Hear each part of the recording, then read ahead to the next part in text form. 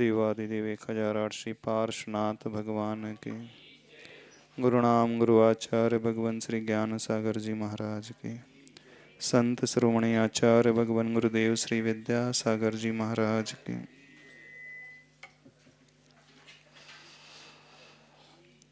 अपने भावों को कैसे हम संभाल करके रखें। इसकी आवाज़ थोड़ी सी और बढ़ा देना।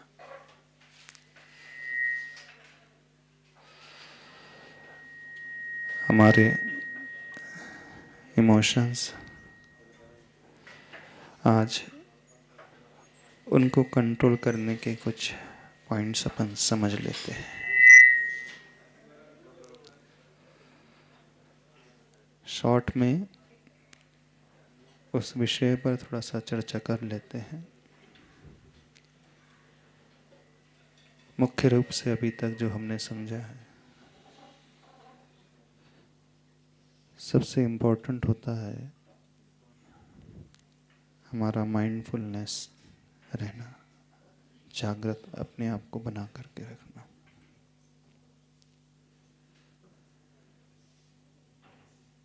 लेकिन हमेशा व्यक्ति अलर्ट रह नहीं पाता, धीरे धीरे वह भी बहते चला जाता है। बहुत समय के बाद रियलाइज होता है कि हम उन परिणामों में बह गए जहां नहीं बहना चाहिए था। हम वैसा रिएक्ट कर गए जैसा रिएक्ट नहीं करना चाहिए था। कुछ भी आप के अनुरूप नहीं होता है, मन के अनुकूल नहीं होता है, व्यक्ति तुरंत रिएक्ट कर जाता है। बहुत देर के बाद उसे रियलाइज हो जाता होता है, ठीक मैंने नहीं किया। चाहे वो क्रोध का रिएक्शन हो, चाहे व्यक्ति शोक में, चिंता में जब डूब जाता है, स्ट्रेस लेवल उसका जब बहुत बढ़ जाता है। कई लोग तो ऐसे होते हैं, समझ ही नहीं पाते हैं कि हम स्ट्रेस में हैं, हम डिप्रेस्ड हैं। वो एक्सेप्ट ही नहीं करते हैं। हमें लगता है कि हमसे बहुत अच्छे हैं, हमें कोई प्रॉब्लम है ही नहीं। एक बहुत बड़ा प्रॉब्लम ये भी है रिजेक्शन का, नॉन एक्सेप्टेंस का। यह बात भी चर्चा की थी। यदि हम जागृत नहीं रह पाते, जो हमारे साथ होता है, सबसे पहले हम सिचुएशन को वैसा स्वीकारना सीखें। लेकिन वो एक्सेप्टेंस लेवल भी तब आता है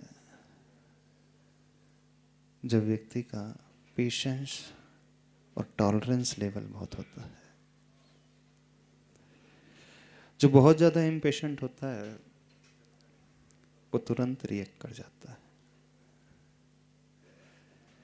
यदि हम प्रॉपर रिस्पॉन्ड करना चाहते हैं, सोच विचार करके रिस्पॉन्ड करना चाहते हैं, तो हमारा पेशेंस,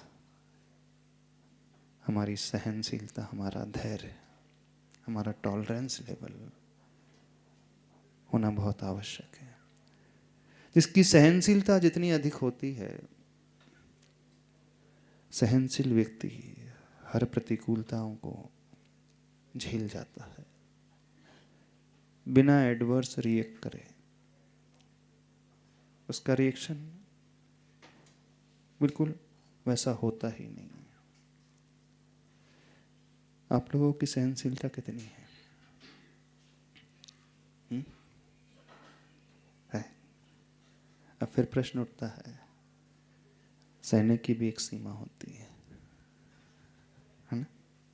कई लोग तर्क करते हैं, यदि हमारे साथ अन्याय हो रहा है, गलत हो रहा है, कोई हमें दबाता है, हमसे मिसबिहेव करता है, तो हम कहाँ तक सहन करें, कितना झेलें? एक लिमिट तो होती है कि नहीं होती है ना? यही तर्क होता है ना सबसे पहले। हमारी सहनशीलता की शक्ति से बाहर हो गया। हम तभी रिएक्ट करते हैं जब वो शक्ति से बाहर हो जाता है। अब ये पैरामीटर बड़ा रिलेटिव है, एक स्टैंडर्डाइजेशन नहीं हो सकता है। सारी बातें हम समझते हैं जो हम आपसे कह रहे हैं, ऐसा नहीं आप पहली बार सुन रहे हैं, बहुत बार सुन भी चुके होंगे, कईयों से सुन चुके होंगे, समझते भी हों, लेकिन इम्प्लीमेंटेशन उस समय उस मोमेंट में नहीं हो पाता है। अब प्रश्न ये है, उन परिस्थितियों में हम अपने आप को कैसे संभाल करके रखें। ये भी मानते हैं कि धैर्य होना चाहिए, पेशेंस लेवल अच्छा होना चाहिए। अब लेकिन है ही नहीं पेशेंस तो क्या करें? हम सहिष्णु है ही नहीं है, हमारा टॉलरेंस लेवल जो है बहुत डाउन है। सबका अपना अपना नेचर होता है, वो है ही नहीं तो क्या करें? तो आप क्या करते हो? यही तर्क देते हो ना, हमारी सहन शक्ति इतनी है। दुनिया में बहुत सारी चीजें ऐसी होती हैं जो हमारे पास नहीं होती हैं, तो हम क्या हाथ पर हाथ रख करके बैठ जाते हैं? फैसिलिटीज आपके पास नहीं होती है तो आप क्या उसके लिए पुरुषार्थ नहीं करते हैं? मनी पावर आपके पास कम होता है, आपके पास अपना फ्लैट नहीं होता है, व्हीकल नहीं होती है, तो क्या आप वैसे ही रह जाते हो? बताइए। आप अर्न नहीं कर पा रहे, खूब मेहनत कर रहे हैं, फिर भी नहीं कर पा रहे हो, तो क्या शांत बैठ जाते हो? क्यों बताना? अब आपका जॉब चला गया अथवा जॉब नहीं मिल रहा है, क्या करते हो? यही रोते रहते हो, है ही नहीं जॉब, है ही नहीं जॉब। कोई पुरुषार्थ करते हो कि नहीं करते हो? लगातार व्यक्ति पुरुषार्थ करते चला जाता है, खोजते चला जाता है। जो बिजनेसमैन होते हैं, यदि एक बिजनेस में लॉस हो जाता है तो उस दुकान बंद करके नहीं बैठता है, सेकंड बिजनेस में वो ट्राई करता है। वहां भी सक्सेस नहीं मिलती है उसे, तीसरी जगह जाकर के वो ट्राई करता है, वहां भी सक्सेस नहीं मिलती है, सिटी चेंज कर देता है, वहां भी सक्सेस नहीं मिलती है, कोई और रूट को अपनाने की कोशिश करता है, सर्विस ज्वाइन करने लगता है। कहने का मतलब यह है, जब जब वो जो चाहता है उसे नहीं मिलता है तो शांत नहीं बैठता है, और बैठना भी नहीं चाहिए। हाँ? शांत बिल्कुल नहीं बैठना चाहिए, पुरुषार्थ हमेशा करते रहना चाहिए। तो जैसे आपका एक जुनून पैसे के प्रति होता है, मनी के लिए होता है, एक जुनून अच्छी फैसिलिटी के लिए होता है, तो आप पुरुषार्थ करते चले जाते हो। वैसा जुनून क्या अपने बिहेवियर के लिए है, अपने इमोशंस को संभालने के लिए है? ये जो आर्ग्यू किया जा रहा था, तर्क दिया जा रहा है कि अब हमारी सहन शक्ति इतनी है, हम क्या करें, ये एक्सक्यूज तो ठीक नहीं है। हमारा नेचर ही ऐसा है। यदि आप उसको नेचर को इस प्रकार से एक्सेप्ट कर रहे हो, ये ठीक नहीं है। एक्सेप्ट का को सिचुएशन को करना चाहिए, ना कि अपने नेचर, अपने स्वभाव को ही वैसा मान लेना चाहिए। अब मैं क्या करूं, जन्म से ही मुझे ऐसा स्वभाव मिला है, गॉड गिफ्ट ही ऐसा, ये तो एक्सक्यूज ठीक नहीं होता। जैसे अन्य क्षेत्र में व्यक्ति मेहनत करते चला जाता है, लगा रहता है, हार नहीं मानता है, ऐसे ही अपने विचारधारा के क्षेत्र में भी होना चाहिए, मानसिकता के, इमोशंस के क्षेत्र में भी होना चाहिए। यदि आपकी सहनशीलता नहीं है, शक्ति नहीं है, आपका टॉलरेंस लेवल बहुत वीक है, तो उसे बढ़ाने की कोशिश होना चाहिए। अब क्वेश्चन ये उठता है, हम अपने टॉलरेंस लेवल को कैसे बढ़ाएं? छोटी सी बात आपसे कहते हैं, जब आप फिजिकली कमजोर रहते हैं, अपनी बॉडी की स्ट्रेंथ को बढ़ाना चाहते हैं, तो क्या करते हैं? क्या करते हो? हाँ, बहुत अच्छी बात आपने कही। आप एक्सरसाइज करते हो। एक्सरसाइज करता है, जिम जाएगा, वो वर्कआउट करेगा, प्राणायाम करेगा, योगा करेगा, रनिंग करेगा, मॉर्निंग वॉक करेगा, एक्सरसाइज करेगा। अब एक्सरसाइज आदि करेगा, वर्कआउट करेगा, तो वहां पर उसे कठिनाइयां झेलना पड़ता है कि नहीं? बिल्कुल। यानी अपने आप को मजबूत बनाने के लिए पहले हमें उसी फेज को फेस करना पड़ता है। एक बात कही जाती है, कांटे से ही कांटा निकलता है ना? जहर से ही जहर की काट होती है,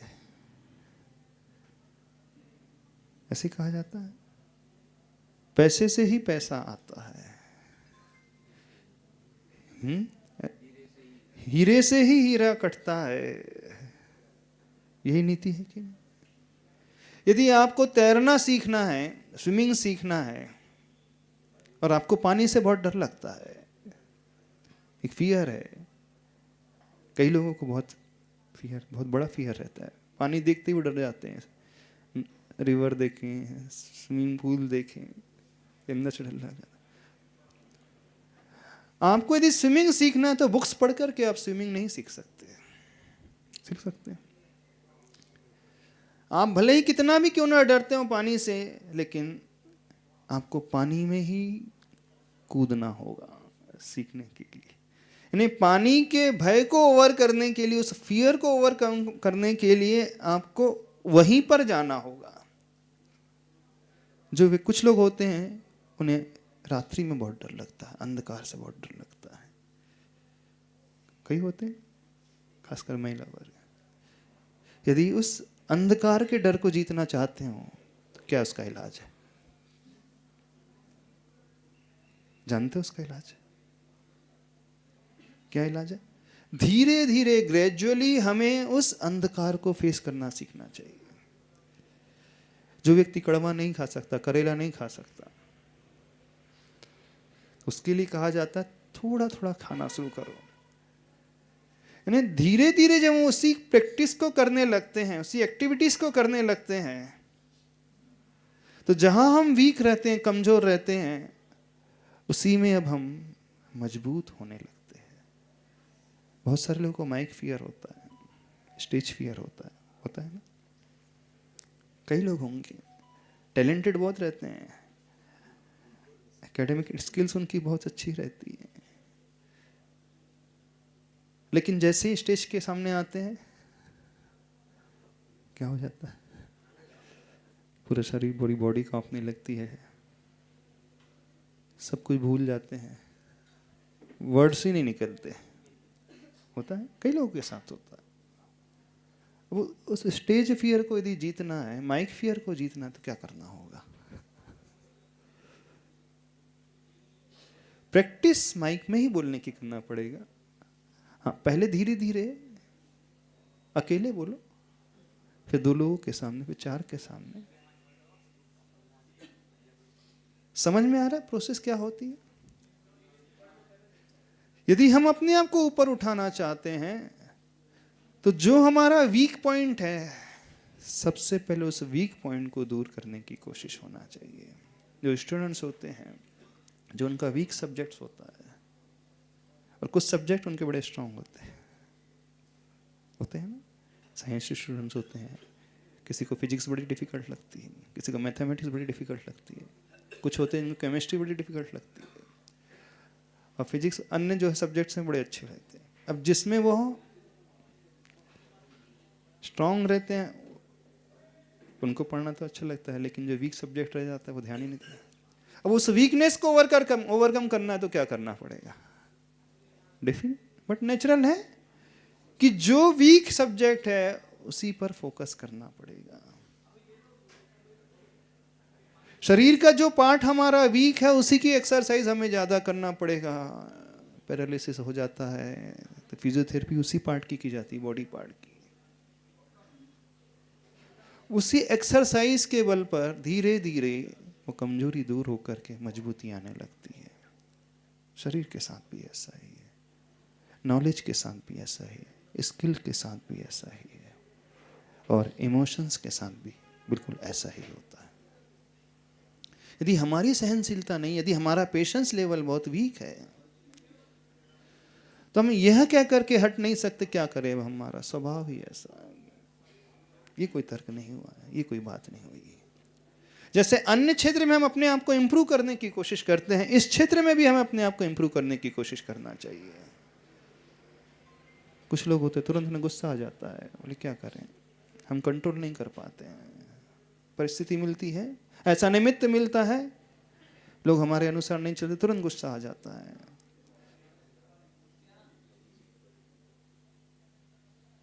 यदि उसे एक्सेप्ट कर लो तो लाइफ टाइम ऐसे ही रहोगे। जो बनिया होता है, सही में मारवाड़ी लोग होते हैं, भले ही करोड़पति क्यों ना हो, अपने बेटे को बिजनेस सिखाने के लिए डे 1 से वो अपने शॉप में नहीं बैठालते। हाँ? वो अरबपति भी क्यों ना हो, गोल्ड मर्चेंट भी क्यों ना हो, कोई भी क्यों ना हो, हीरे का व्यापारी भी क्यों ना हो, उसके पास कोई कमी नहीं है, लेकिन उन्हें पता है कि बेटे को आगे बढ़ाना है तो पहले ट्रेनिंग उसे देना होगा। और ट्रेनिंग अपने पास रख करके नहीं होती है, ट्रेनिंग तो प्रतिकूलताओं में ही होती है। हमारा विकास हमेशा प्रतिकूलताओं में ही होता है। आचार्य भगवान ने बहुत अच्छी पंक्ति लिखी है, संघर्षमय जीवन का उपसंहार हर्षमय होता है। जिसके जीवन में जितने अधिक संघर्ष होते हैं उसकी लाइफ उतनी ही हर्षमय हो जाती है। जितनी एडवर्सिटी हम फेस करेंगे उतने ही हम पावरफुल बन करके निकलते हैं। जितनी विपरीतताएं हम झेलेंगे, चाहे स्वतः झेलें चाहे परवश होकर के झेलें, जितना ही हम वर्कआउट करेंगे उतना ही शरीर हमारा मजबूत बनेगा, जितनी हम मेहनत करेंगे उतनी ही मजबूती हमारे भीतर रहेगा, जितने हम ज्ञान का प्रयोग करेंगे उतना ही हमारा नॉलेज पॉलिश्ड होता चला जाएगा। ऐसी है ना। और उसको हम यूज नहीं करेंगे, हम उसे खोते चले जाएंगे। If we don't use we lose it. Unused moneys devalues, unused talent decays, unused machinery disintegrate, unused iron get rusted। Simple सा नियम है, जिसका हम प्रयोग नहीं करते उसे हम खोते चले जाते हैं। यदि हम उसको आगे बढ़ाना चाहते हैं और ऊपर उठाना चाहते हैं तो होना क्या चाहिए, जो हमारी कमजोरी है सबसे पहले उसी को जीतने के लिए हमें वो पुरुषार्थ करना होगा। जो भी कमजोरी है, जब हम इमोशंस को कंट्रोल करने की बात कर रहे हैं, अपने परिणामों को सुव्यवस्थित बनाने की बात कर रहे हैं, चाहे वो इमोशंस शोक के हैं, चिंता के, एंग्जाइटी के हैं, फियर के हैं, अथवा ग्लानि वाले भाव हैं, अथवा द्वेष के भाव हैं, अथवा राग के भाव हैं, कोई भी क्यों ना भाव है जो हमारे मन के अनुकूल नहीं हो रहा है, हम भाव में बहते चले जा रहे हैं, तो सबसे अच्छा जो सॉल्यूशन होता है, अपने आप को इतना ऊपर उठा लो, अपनी थॉट प्रोसेस को इतना ऊपर बना लो, और वो होता है टॉलरेंस लेवल को बढ़ाने से। अब प्रश्न ये है, हम टॉलरेंस लेवल बढ़ाएं कैसे, अपनी सहनशीलता हम कैसे बढ़ाएं, सहन करने की क्षमता को कैसे बढ़ाएं। कभी आप लोगों ने उपवास किया, फास्ट किया? याद करो जब जीवन में आपने फर्स्ट टाइम फास्टिंग की होगी, पहली बार उपवास किया होगा, उस दिन कैसा लगा था? पानी पानी याद आ रहा होगा, भोजन याद आ रहा होगा, रात भर नींद नहीं आई होगी, है ना? रात भर नींद नहीं आई होंगी, बस ये दिख रहा होगा कब दिन हो पानी मिल जाए, ये होता है तो फर्स्ट टाइम उपवास करते हैं। बिल्कुल सबके साथ ही ऐसा होता है, जिसका कोई एक्सपीरियंस नहीं है, बच्चा होता है, प्राय सबके साथ ऐसे ही होता है फर्स्ट टाइम। लेकिन धीरे धीरे जब ग्रेजुअली वो करने लगता है, फिर क्या होता है? फिर उसे पानी याद नहीं आता, भोजन याद नहीं आता, फिर वो अपने डेली रूटीन में इतना व्यस्त होता है, उसे पता ही नहीं चलता मेरा फास्ट है। वो भूल ही जाता कि मेरा उपवास है। लेकिन जब फर्स्ट टाइम उसने किया था तो उससे सिर्फ भोजन खाने के अलावा कुछ नजर नहीं आता था। सबके साथ होता है, ये बच्चे लोग करते हैं ना। हाँ, 12 साल के 15 साल के जो बच्चे हैं, जब जीवन में पहली बार करते हैं तो घड़ी देख के रात के 12 बज गए, कैलेंडर बदल गया, डेट बदल गई, तो हमारा तो हो गया उपवास। कुछ ऐसे भी होते हैं। हाँ, वो बोले 12 बज गया, डेट चेंज हो गई ना। हाँ, 12 बजते ही अब डेट चेंज हो गई है इंग्लिश कैलेंडर से, तो बोले हो गया। कुछ लोग ऐसे भी करते हैं, हमने देखे हैं। कुछ लोग हाँ मॉर्निंग 4 o'clock, हाँ 4 बजे तक दिन लग जाता है। जैसी जैसी उनकी कैपेसिटी होती है उसके अनुसार वो करने लगते हैं। लेकिन एक स्टेज वो आती है धीरे धीरे, फिर उन्हें कोई फर्क नहीं पड़ता। ठीक ऐसे ही हमें भी अपनी सहनशीलता बढ़ाना सीखना है। अब वो कैसे बढ़े? तो जिसमें आपकी सहनशीलता सबसे कमजोर है, जिसे आप बिल्कुल सहन नहीं कर पाते हैं, अब धीरे धीरे उस प्रकार के सिचुएशन को आप फेस करना सीखिए। मान लीजिए आपको गंदगी पसंद नहीं है, बच्चे थोड़ा बहुत कपड़े इधर फेंक देते हैं, टॉयज इधर फेंक देते हैं, शूज इधर रख दिए। अब रहो ऐसी जगह है, थोड़ी देर रहो। पहले दिन दिमाग खराब होगा, 2 दिन खराब होगा, लेकिन धीरे धीरे आदत पड़ जाएगी। जो बच्चे हॉस्टल्स में रहते हैं ना, वो सब सीख जाते हैं।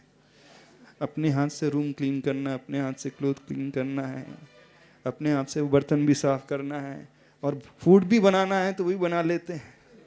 रफ एंड टफ हो जाते हैं, होता है कि नहीं? ओवरऑल डेवलपमेंट उनका अपने आप हो जाता है।